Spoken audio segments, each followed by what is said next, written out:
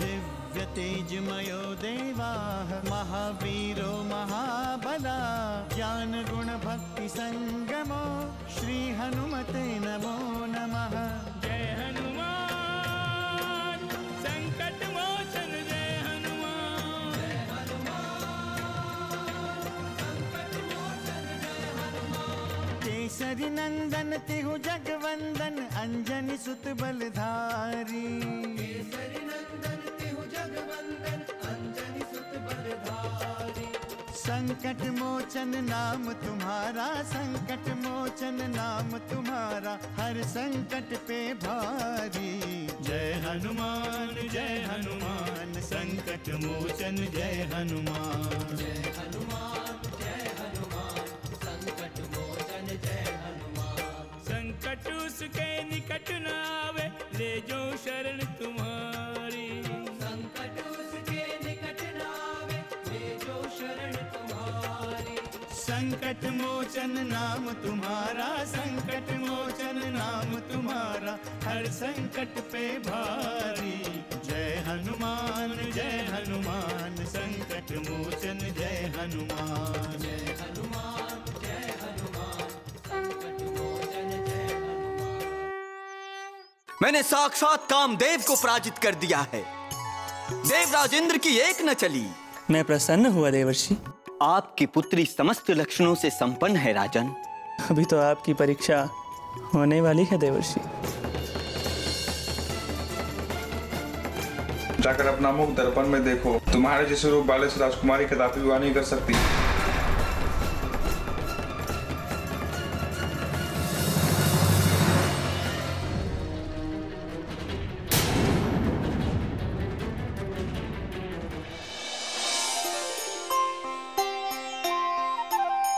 धरि नृपतनु तह गयो कृपाला।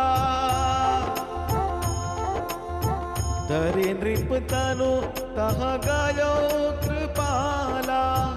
कुंवारी हर्षि मिलेउ जयमाला। अनर्थ, घोर अनर्थ। आपने मुझे अपना रूप देने के बदले एक वानर का रूप देकर घोर अनर्थ किया है श्री हरि।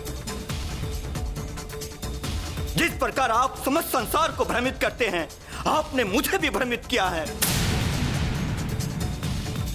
मायावी है आप। आपने मेरे साथ छल किया है, छल किया है आपने मेरे साथ। कभी आप मोहिनी रूप धारण करते हैं तो कभी राजकुमार बन जाते हैं, लेकिन मैं आज आपको ऐसी सीख दूंगा जिसे आप जीवन भर नहीं भूलेंगे। मैं आपको श्राप देता हूं कि जिस प्रकार आपने मुझे स्त्री के लिए व्याकुल किया, उसी प्रकार आप भी मानव रूप में स्त्री के वियोग में शोकग्रस्त होंगे।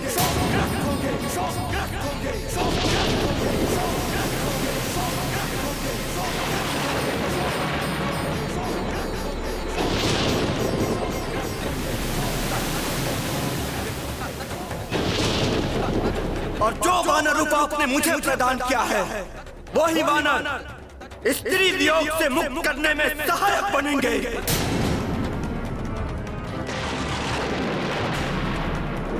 मैं आपका श्राप सहर्ष स्वीकार करता हूं देवर्षि नारद।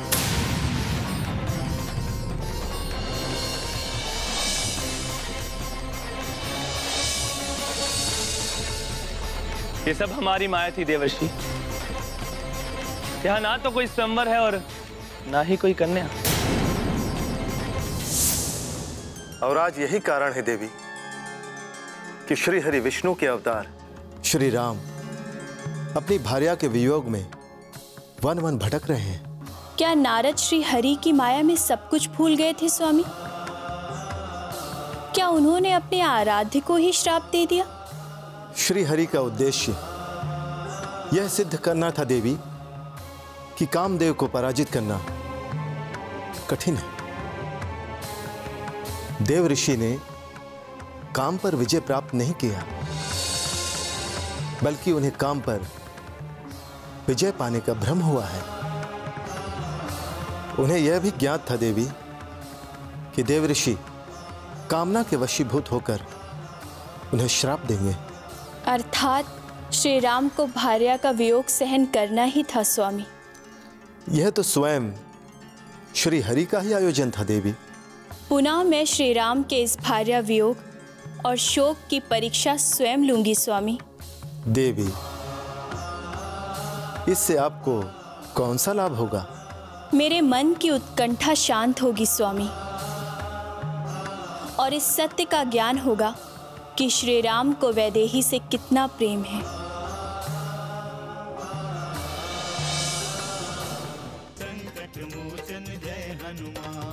हमारा प्रस्ताव स्वीकार कर ले, अन्यथा महादेव के समक्ष तेरी बलि दी जाएगी।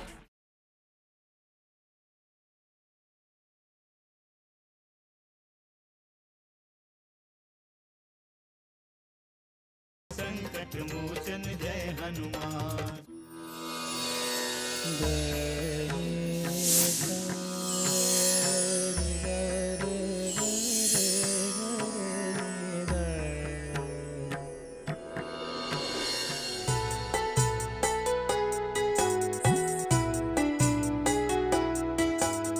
देखते ही बंध गया है मन, नैन अपलकते से धड़कन। देखते ही बंध गया है मन, नैन अपलकते से धड़कन। प्रियवर कौन हो तुम, क्यों यूं मौन हो तुम, हो प्रियवर कौन हो तुम। गा उठा है हृदय मेरा प्रेम की एक रागनी, कह रहा है मन ये मेरा तुम हो जीवन संगनी। गा उठा है हृदय मेरा प्रेम की एक रागनी, कह रहा है मन ये मेरा तुम हो जीवन संगनी।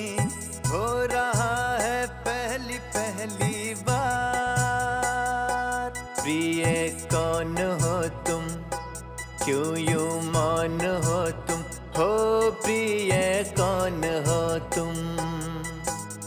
हृदय की धड़कन की धुन पे गा रहा मन गीत, लग रहा है जैसे तुम हो जन्मों के मनमीत। हृदय की धड़कन की धुन पे गा रहा मन गीत, लग रहा है जैसे तुम हो जन्मों के मनमीत। बज उठा है प्रेम का संगीत। प्रियवर कौन हो तुम, क्यों यूं मौन हो तुम, हो प्रियवर कौन हो तुम।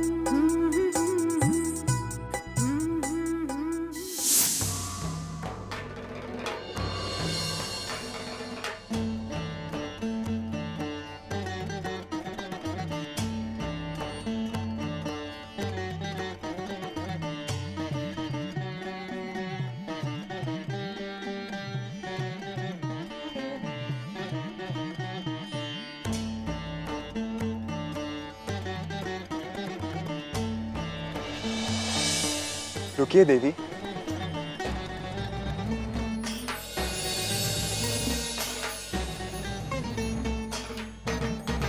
मेरा प्रणाम स्वीकार करें देवी। आप यहाँ? आपको मुझे देखकर आश्चर्य क्यों हो रहा है? कैलाश से यहाँ आने का कोई उद्देश्य तो होगा ही देवी। पुनः आप एकाकी हैं, महादेव शिव कहाँ है? आपने मुझे इस रूप में कैसे पहचान लिया श्री राम? आप तो महाशक्ति हैं देवी। आप किसी भी रूप में रहे, भला आपका दिव्य स्वरूप कैसे छुपा रह सकता है?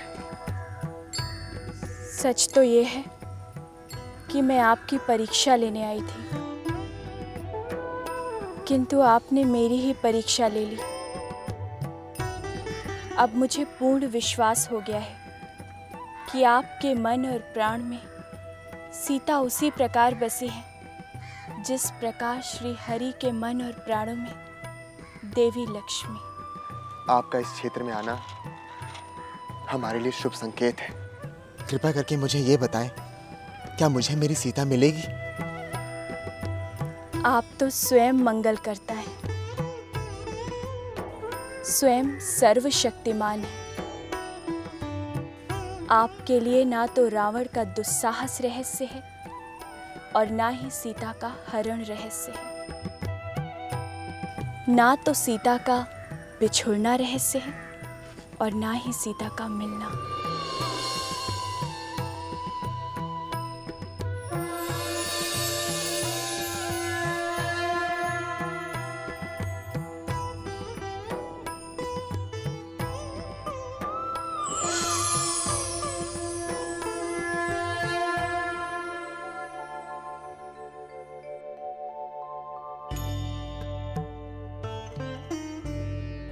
प्रभु, प्रभु आप यहाँ? महाकुटी में एकांत सहन नहीं हो पा रहा था हनुमान। तुम फल लेने चले गए थे और लक्ष्मण जल। मैं एकाकी क्या करता, इसलिए भ्रमण करते हुए यहाँ तक चला आया। कल से आपने अन्न जल कुछ भी ग्रहण नहीं किया है प्रभु, इसीलिए आपके लिए फल लेने चला गया था। आपके कारण भैया लक्ष्मण ने भी कुछ ग्रहण नहीं किया है।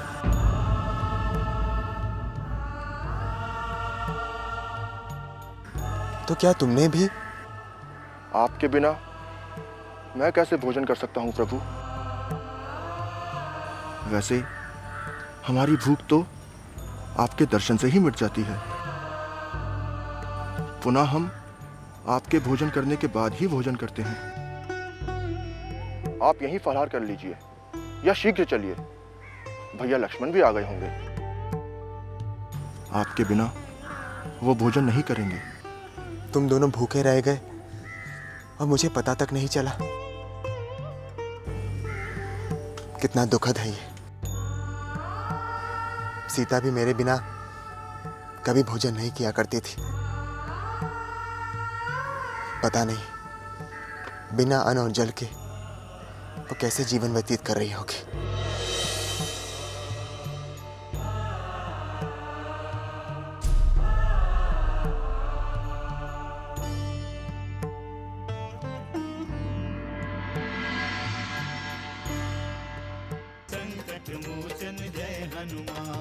हमारा प्रस्ताव स्वीकार कर ले, अन्यथा महादेव के समक्ष तेरी बलि दी जाएगी। ये संभव नहीं है लंकेश, तुम्हारी सोच विकृत हो गई है।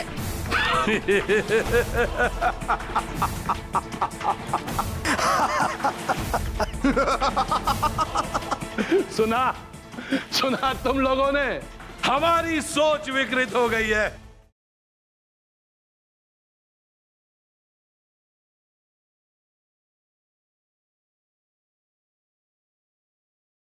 संकट मोचन जय हनुमान। तुम्हारे अन्न जल त्याग करने से लंकेश की प्रकृति बदल नहीं जाएगी पुत्री सीते। सच कहूं तो जब से तुमने अन्न जल का त्याग किया है तब से मुझे भी कुछ ग्रहण करने की इच्छा नहीं होती है पुत्री सीते। आपको कौन सा कष्ट है कि भोजन की इच्छा आपको भी नहीं होती? ये मैं भी नहीं समझ सकी पुत्री सीते। तुम्हारा कष्ट अपने जैसा लगता है। थोड़ा सा कुछ खा लो पुत्री सीते।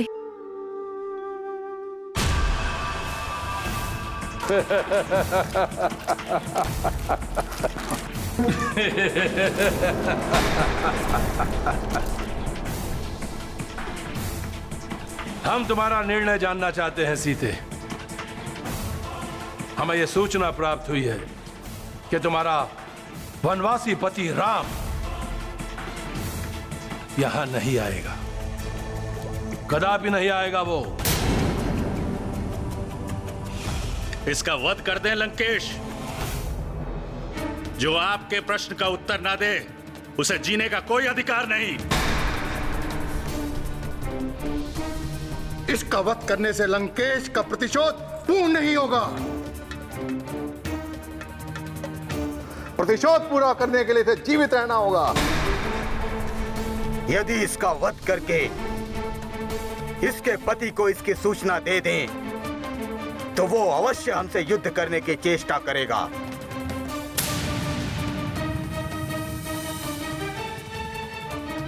और यदि वो हमसे युद्ध करेगा तो मारा जाएगा, अवश्य मारा जाएगा। अवश्य मारा जाएगा। तू अपने पति की आज ही अंतिम क्रिया कर ले सीते, क्योंकि उसके मृत्यु में हमें कोई संदेह नहीं है। और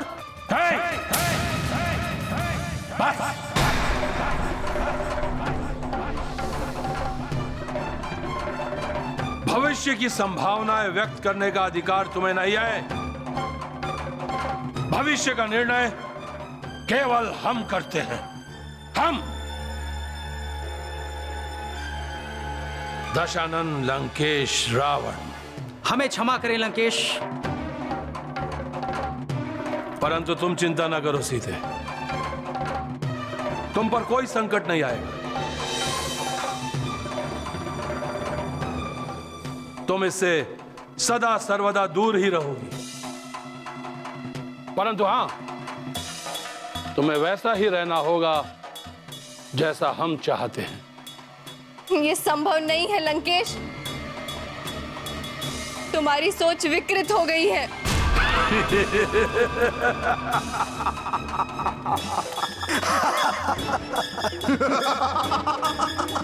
सुना तुम लोगों ने, हमारी सोच विकृत हो गई है।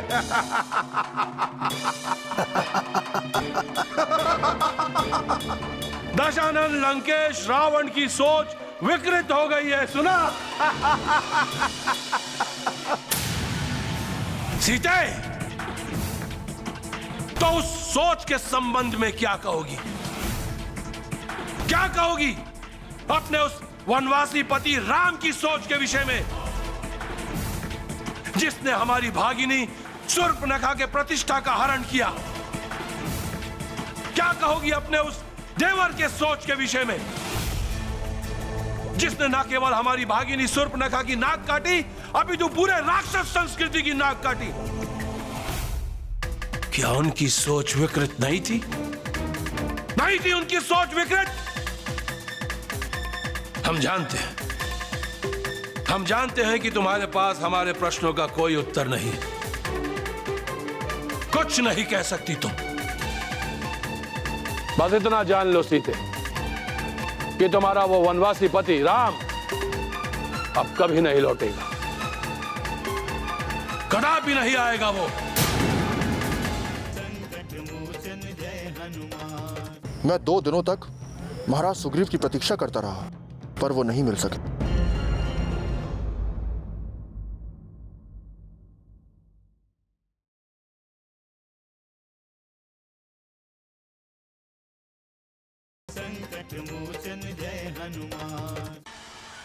तुम ये मत सोचो कि तुम्हारे जीवन में कोई चमत्कार हो जाएगा। वो यहां आएगा और तुम्हें मुक्त करा कर ले जाएगा। नहीं, नहीं। तुम्हारे पास केवल एक ही मार्ग शेष है, एक ही मार्ग, विवाह। हमसे विवाह। हमें स्वीकार कर लो, तुम्हारा भाग्य उदय हो जाएगा। इस पूरे साम्राज्य की स्वामिनी बनकर रहोगी। राजमहेशी का सम्मान प्राप्त होगा तुम्हें, राजमहेशी का सम्मान। ये तेरा भ्रम है लंकेश। मेरे स्वामी अवश्य आएंगे और तेरे जैसे पापियों का विनाश करके मुझे मुक्त कराएंगे।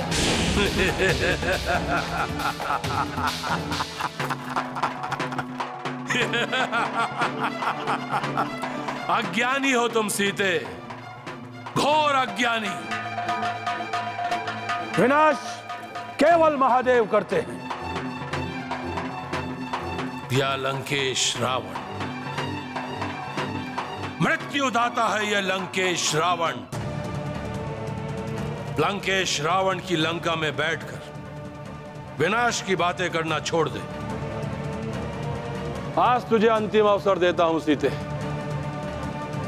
भली भांति विचार करके हमारा प्रस्ताव स्वीकार कर ले, अन्यथा तेरी बलि दी जाएगी। महादेव के समक्ष तेरी बलि दी जाएगी और आर्यों की बलि से महादेव प्रसन्न होते हैं। जो कल करना है लंकेश, वो आज ही क्यों ना कर दें। बहुत दिनों से महादेव को बलि भी नहीं दी गई है लक्षेंद्र। यदि आप आदेश दें, इसके सर को इसके धड़ से अलग कर देते हैं। परामर्श मत दो।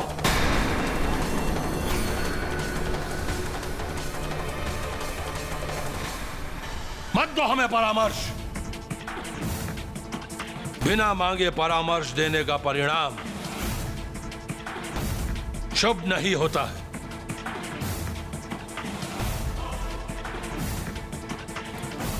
तो अपने परिणाम की चिंता कर सीते, अपने परिणाम की।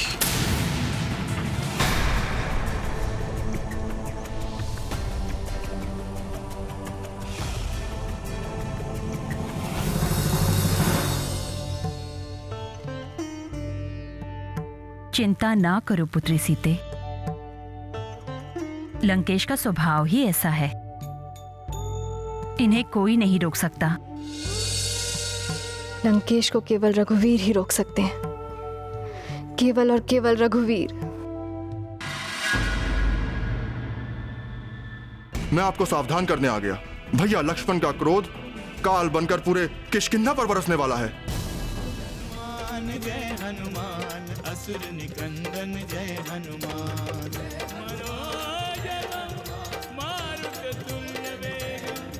जितेन्द्रियं बुद्धिमतां वरिष्ठं, वातात्मजं वानरयूथमुख्यं,